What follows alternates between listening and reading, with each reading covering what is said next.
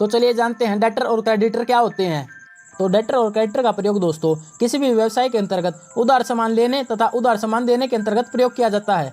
तो चलिए इसको एक उदाहरण की मदद से समझते हैं।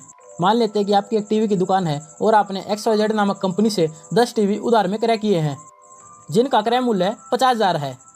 इस प्रकार आपने जो 50,000 रुपये के मूल्य के जो टीवी उधार खरीदे हैं, जब आप अपनी फर्म की बैलेंस शीट बनाओगे तो यह 50,000 रुपये आपके लिए क्रेडिटर माने जाएंगे। तो इसी प्रकार यदि आप यह टीवी किसी अन्य व्यक्ति को उधार पर बेचोगे तो यह आपके लिए एक डेटर के रूप में जाना जाएगा। तो इन दोनों शब्दों को याद करने की एक सिंपल सी ट्रिक है।